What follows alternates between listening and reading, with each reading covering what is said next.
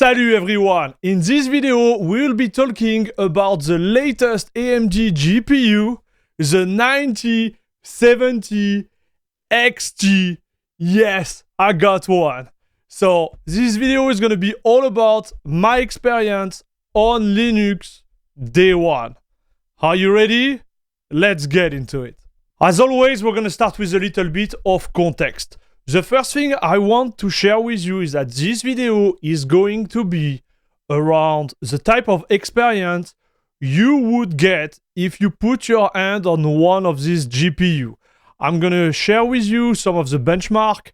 I'm going to share with you some of the packages that need to be installed to make sure like it works. I'm also going to share with you what actually works and what actually doesn't work. Okay, so let's get into it, and I think you're gonna have a way better understanding of what I'm talking about right now. The first important point, let's talk about the installation of the card itself. I switched from my NVIDIA RTX 4090 to this baby on the back. And I have to tell you guys, like, it was not hard at all, at least on my main distro, which is like CachyOS right now. What you need to have for the card to actually like function, to get access to the desktop, is the latest kernel. What I was testing the card, I was running 6.13.5. You need the Mesa Git, the version like 25, so at least 25.0. I believe the 25.0.1 is going to be the one push to most of the distro out there. But like on CachyOS, it was by default on the 25.0, so you won't have any issue. You don't have to compile anything. And the latest point, depending on your distro, will be the firmware. You need to have the Linux firmware like Git version. Because when you boot, you need the firmware to be loaded in the distro. And if you don't have the latest one, well, the card is not going to work. So I repeat, latest kernel, at least like 6.13.5. Mesa Git, aka Mesa 25.0 as I speak. And the latest Linux firmware Git. So this was required for you to actually use the card day one. If you had that, you went to the store day one like I did, put it into your PC, it will be working. However, what we need to talk about is the actual like state of the driver. You need to understand that the driver on Linux, they need to be polished. And at this point, what I can tell you, without getting really too much into the detail, we're gonna get like in more granularity later in the video, those drivers, they need improvement. I think it's still great for day one, but it's not working at 100%. I started to make some tests between Windows and Linux, and right now Linux fall behind, which is not what is supposed to happen with AMD GPU on Linux. Normally you should have like the same type of performance or even like a little bit more on Linux. And right now it's not the case. You will be behind. So just take with a grain of salt the benchmark I'm going to share with you guys. But this is my experience, kind of like a screenshot of what the experience is and is going to be, I believe, for the next like coming months. It's going to take some time for those drivers to mature. And the last point is about FSR 4. It is not a feature like it is on Windows right now. All right, I believe it's going to take some time for the Mesa stack to implement all of this. Also, I'm guessing like Proton, every like packages involved within the rendering for gaming is going to take time for all of them to be updated. So don't expect FSR 4 out of the box day one or in the coming months. Latest one, which might be important for some of you who are working with your AMD card in your PC, ROCm is not supported as I speak. So everything related to work, and we'll see, like we'll get into it after, it is not working right now. Now let's get into the game, because I'm pretty sure this is what you are here for. In this little analysis of performance of the 9070 XT on Linux, I'm gonna be only focusing on the Linux part, no Windows. I believe it would be totally unfair to compare Windows and Linux right now, day one. As I mentioned earlier, like most of the functionality and the driver are not even ready for Linux, and on Windows, obviously, like it's more polished. I believe I'm gonna make this type of video maybe like 2 or 3 months from now. But the good news is that most of the game I tried were actually working. The first one I want to talk about is BattleBeat Remastered. So this game works really well on my 4090. I get around like 1100 FPS at a certain point, and this is how I benchmark it. But what I have to say is that in this particular situation, on Linux, the 9070 XT actually perform better than my 4090 for this game.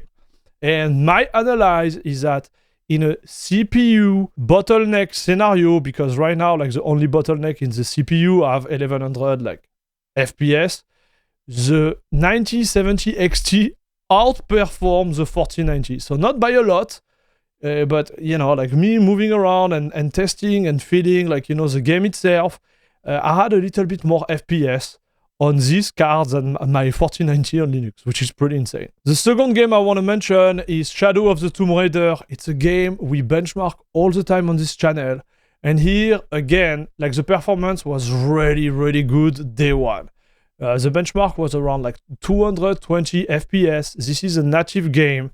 And I have to say, this was a really neat experience. Like 220 FPS, native, everything maxed out in 1440p is great. Is it better than the 4090? No, obviously it's not. To give you an idea, on my 4090, I get around like 345, 350 FPS. Around like 100, 130 FPS less. But this card cost me literally 1/3 of the price.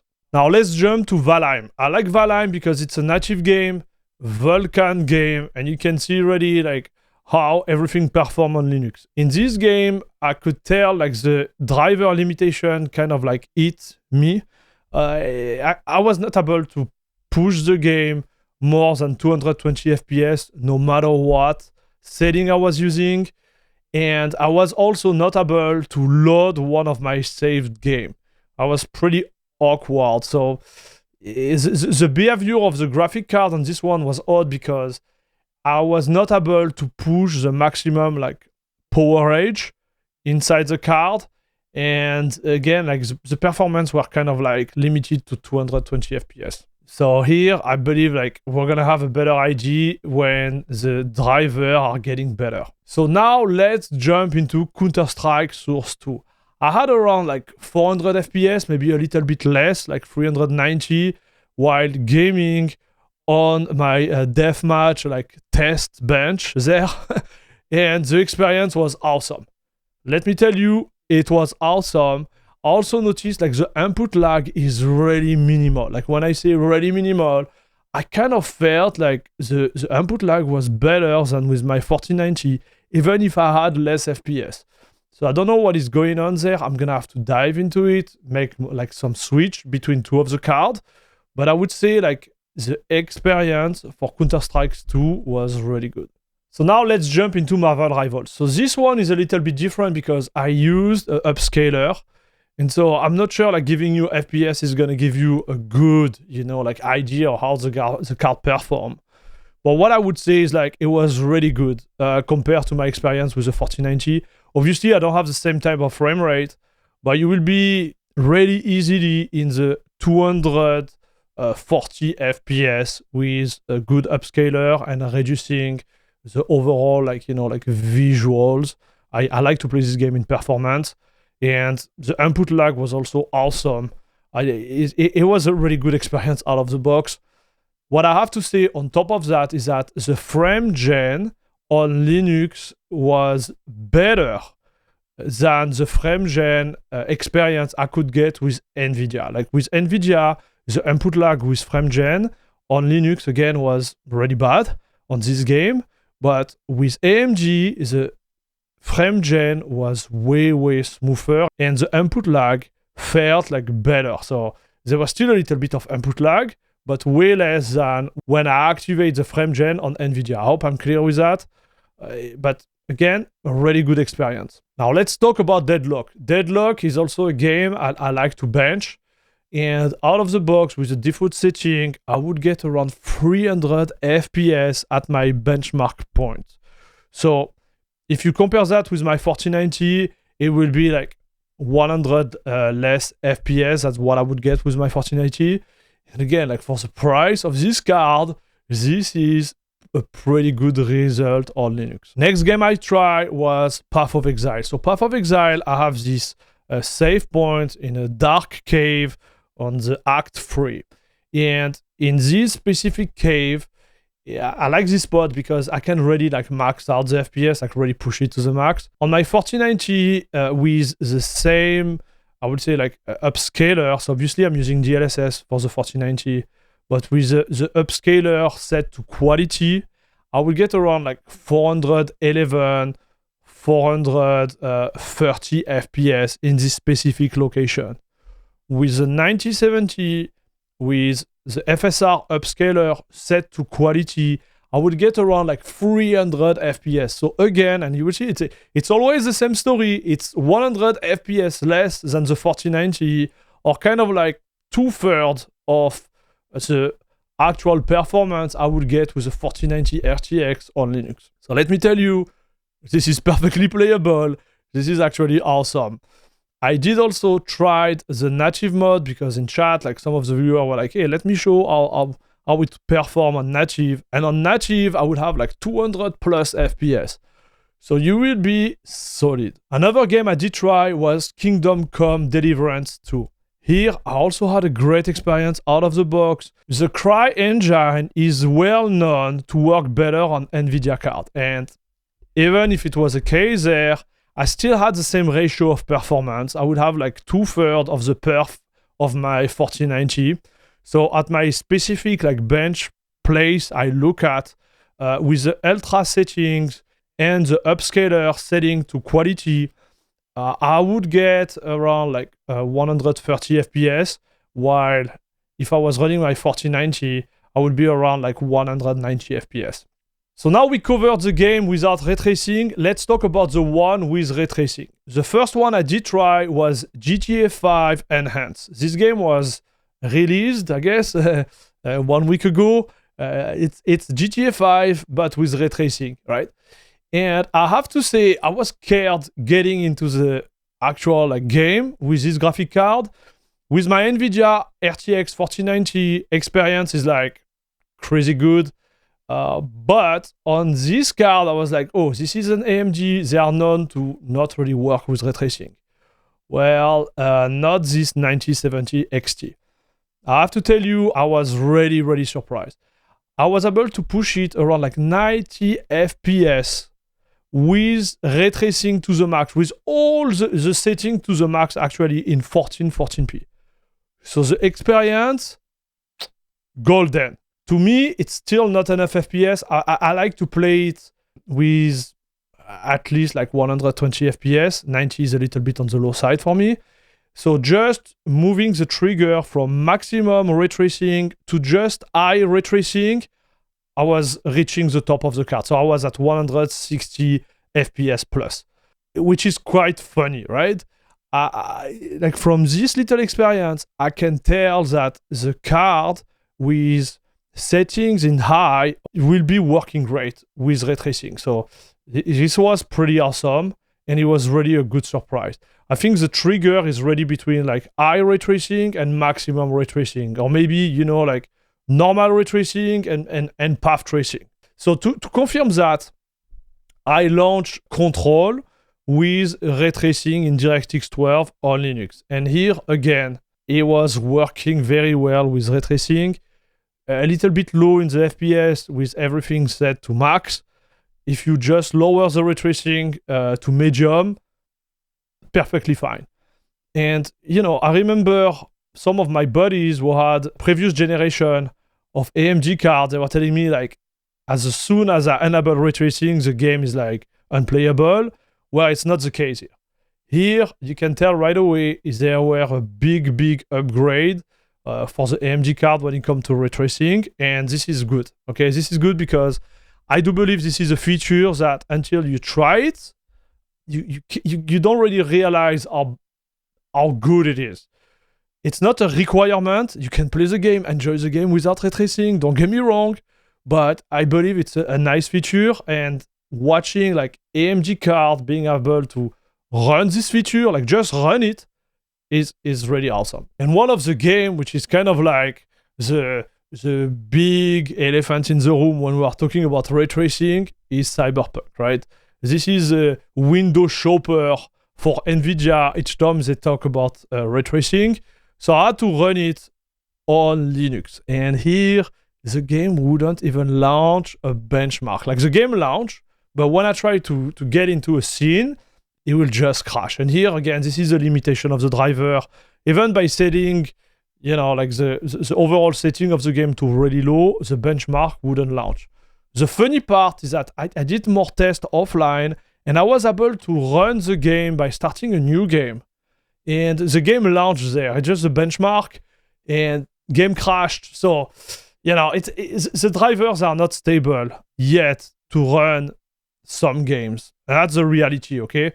I do believe it's a good thing, okay? I believe it's a good thing because it kind of shows that in the coming months, when those drivers are going to be ready, it will be a totally different with this GPU on Linux. Now, what I had to do is like I had to install the card on Windows. So again, it's not Linux versus Windows, but I wanted to see how we would perform on Windows. So I'm going to put some screenshots here. But guys, this is actually insane. While playing with the AMD scaler and just pushing the game to RTX Ultra, I was able to run the game on Windows at 211 FPS. This was the result of my bench. 211 FPS. So FSR 3 set to balance and RTX Ultra. 211 FPS, guys. This is insane. So this was definitively a good surprise. And I wanted to share that with you. I'm going to go more into the rabbit hole of, you know, Windows versus Linux. I'm going to make like one of those videos, you know, full benchmark. If you want to be aware of when I push this video, don't forget to subscribe. But I will tell you, like, this was great. Now, let's talk a little bit more about the negative, because this is day one, or when I'm recording this video, it's less than 48 hours after the actual, like, graphic card was released officially. And it's not perfect. So the first one is related to the fact that some of the games they were not able to launch. And even if I have a lot of games, I don't have the time to test all of them. And you're gonna have some issue on Linux. Don't be, you know, upset. It is a game. It's gonna take time for all the different application packages to be updated to support this card. So if you get this card and you want to use it and game day one, it's possible, but you're gonna have limitation. I want to make sure you are aware of that. I'm gonna share with you some of the funny things that happens to me. First one was Valheim. Like whatever setting I was pushing, still the same amount of FPS, 220 FPS. Okay. Second one was Cyberpunk, not loading at all, but sometime loading, sometime crashing. Meh. Marvel Rivals was playable until it was not. It would crash. And the way he hang up is like a good, you know, like driver crash. Like everything went dark. I have to reset and sometimes like power off the PC to come back. This is some serious crash, I'm telling you. So yeah, you have to be aware of those. And the funniest one, in my opinion, was the Monster Hunter Wild benchmark. The game was actually running on Linux with the 9070 XT. Like the benchmark will launch, I will run the first part. But what happened is like the memory will go to the max. Like I will just top out like the 16 gigabyte of memory, and then it will crash. And if I kill the game, I will still have the memory like full of the graphic card. Like it will just not empty itself. So I was like, okay. And the only like way to remove the, you know, like the game from the memory is to reboot, totally reboot. So again, the drivers are not there. Don't expect that much. But if you are in a situation where, you know, you want to play one of those games, you're going to have to put your old card back into the PC. Okay, I just want you to be aware of it. And this is going to take time. I'm not a professional when it comes to AMD card on Linux because I mainly run NVIDIA card. But I would say from the feedback I had, it would be between like 1 to 2 months to 5 to 6 months, depending on your distro too, right? So switching back to the distro, I was using CachyOS, okay? And CachyOS has the latest rolling edge of the rolling edge. They are pushing like packages which are not even pushed by Arch. So again, you know, you're gonna have to put your hand under the hood. If you are running a more stable distro, you're gonna have to compile packages. You might have some issue. I just want you to be aware of it. It's gonna take time to be pushed on, you know, the main, totally like main stable distro out there. Now let's talk about content creation because there is something I want to add. The first one was related to OBS. I was able to run OBS day one. It was actually encoding properly. I was able to capture everything on Wayland. Like it worked. What I have to say though, I was using the native version of OBS included in CachyOS. If you are using the Flatpak version, I'm pretty sure it's not going to work, or you're gonna have to use maybe a custom version of Mesa within Flatpak. I'm thinking about Mesa Kizak, for example, because what happened is that your OS is gonna run a specific version of Mesa, and Flatpak is gonna run another version of Mesa, and this version of Mesa might not support the card yet. Okay, so the 25.0 is not supposed to be pushed towards the distro, so I'm pretty sure it won't be available on Flatpak. So if you want to create content while using this card, make sure you use the native version of OBS on your machine, compile it, or just get a distro that has it. Now, the second good news related to content creation was DaVinci Resolve. So it's not really a full good news, but it's still a good news. I did install DaVinci Resolve day one on AMD, and I have to say it was pretty easy. It was actually as easy as on NVIDIA to install it. Just install the package from the AUR. I did install DaVinci Resolve, like the normal one, but also the DaVinci Resolve Studio version, because this is the one I own. And it was working out of the box. I could edit video, no problem, with the 9070 XT. The only issue I'm encountering right now, and it's gonna be a pain to edit this video right now. I don't know exactly what I'm gonna do, but I can't render it using the GPU. Like, I don't have access to the codec. I don't have access to AV1. I don't have access to X264, and I don't have access to HEVC. I just can't render on my card. And I believe it's because the support of ROCm on Linux is not existent right now. I don't even know if ROCm is supported, or at least like fully supported on Windows. So yeah, let me know in the chat if you know about that right now. But I believe that some of the early reviewers were saying that ROCm is not there. It's gonna come, don't be worried. But if you are using ROCm for your work or anything, it's not there yet. Okay, I just want you to be aware of it. It could put you in a situation where you're gonna be like, this is a tough one. All right, so how do we conclude this one? Listen, this is gonna be a little bit subjective, but I believe this card is a banger. Okay, it's a banger, and I'm just looking at the performance here. It is a banger. We are day one on Linux. The drivers are not even done. They are not even there. And we have already like awesome performance on most of the game. Some of them, they don't even launch. There is still issue, obviously, but this is really, really promising. When you look at the card itself, I want to tell you guys that this card has a really good like potential when it comes to, like, I would say like overclocking. So it won't be really overclocking. I believe it's going to be more like undervolting, because the way it behaves is totally different from my 4090, for example. It will act kind of like a CPU, if it makes sense. So it will always push the maximum frequency. So my card there, which is an OC model, but it's really cheap. I bought it at MSRP. It's not one of those like, you know, beefiest card or whatever. And it was running at 3,366 megahertz in certain case scenario, okay? So if you look at the way it operates, it starts like at 3,300 megahertz, and as more heat you put within the card, and the frequency will start to fall, okay? But you will be at least at 3,100 megahertz in game. And some of the other games, which were like a little bit lighter, I will be at 3,200, 250 megahertz out of the box. I didn't OC it, I didn't touch anything, right? Just out of the box. So I'm planning to make a video how to choose your card if you want to get into that. But yes, those cards, they perform really well out of the box.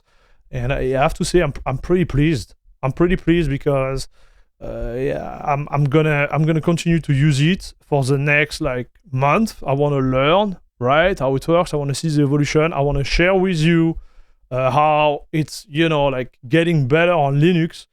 And I also want to discover the AMD experience on Linux, right, guys? So, yeah, it is pretty good. I won't go into, you know, pricing. I know it's a mess right now. There is a lot of YouTubers who are talking about that on YouTube. I don't think I need to add a layer on that. But I would say, you know, if you find it for a price which seems fair to you, yes, go for it. There is limitation right now on Linux, but you know, 2-3 months from now, you're gonna be golden. Maybe you wait those 3 months, and you know, when I make a video and say everything is okay, you go buy one.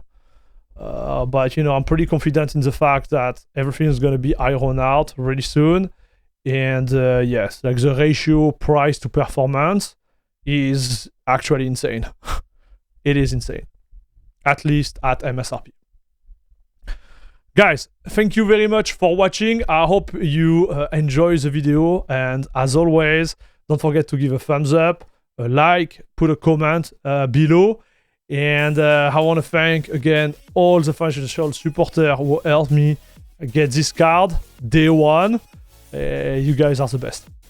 Thank you very much, and see you in the next one. Bisous bisous.